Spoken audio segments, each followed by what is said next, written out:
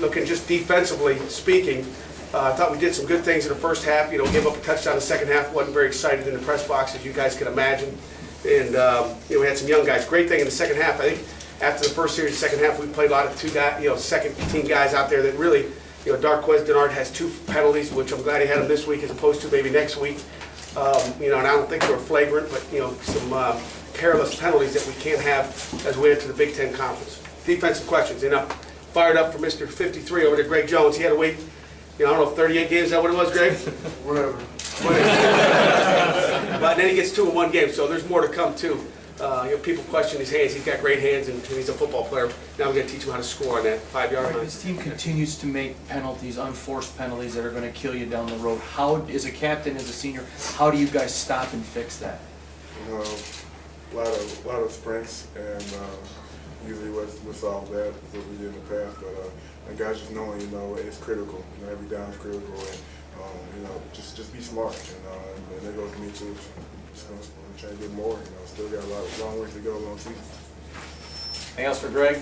With the loss of depth at tight end, did you volunteer? You could go in and play a few snaps. No, I don't have offensive bone in my body.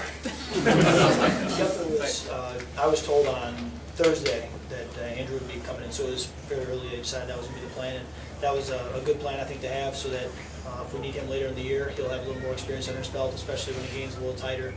And that was something that they did with me back when I was a redshirt freshman. I think it was a good move because I had to go in against, I believe it was Ohio State that year. So it's a good plan to have, and I think he did a good job. I think the progressions are a result of the time I had to throw.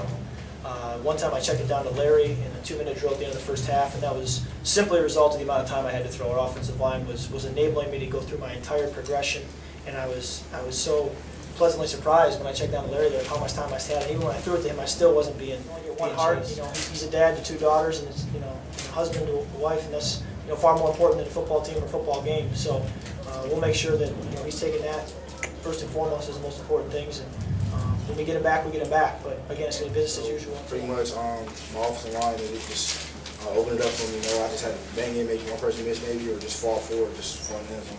I just feel that Coach D loves us a lot. I mean, he actually misses being here. I can tell by the way he was talking to us, but it was definitely a special. As a win, we're certainly excited as a Spartan family to be 4-0. No question about that. Our hat is off to our boss, Coach Dantonio. We hope that he was able to watch the game in, I don't know if I can use the word peace or not, but be able to not get too on edge as we, from start to finish as we played the game that we did today. One of the things this game led to also, as you probably noticed, we're able to play a lot of young kids in the, on the field today. That's good, and sometimes that's nerve-wracking a little bit, and certainly, we had a few penalties, as you probably saw, and those are things sometimes when you're playing a lot of young guys and a lot of stuff is going on, they're not going to know what happens until they go through it many times. Get Andrew Maxwell in the game is huge for our program. For those of you that have been around a little bit, if you remember in years past when Brian Hoyer was our quarterback, we would put Kirk Cousins in at times, and we had already predetermined, hey, we're going to get him in the second quarter on a particular series, regardless of what the score is, and let him just get his feet wet, if you will, and try to gain some experience of being the leader in the huddle, on the field, when the game is still in check there. So I can't put a value tag on that. That's huge. It was 3rd down, so I knew we needed a pretty good completion. I started taking my drops there, took my normal read. Noticed they were bringing a blitz, but he was coming from depth, so I knew I had time to stand in there. And Benny ran a great route, got open where he was supposed to be, and I said just threw it. Just throw the ball. Want to continue to be balanced, and I think we have done that. We demonstrated that again today. I think I heard someone say maybe for the 4th game in a row, we were at 200 or plus yards rushing the football. That's continued to be something that we're very proud of our young men, and as I told you guys before, that starts up front with the offensive line. So our hats are off to those guys.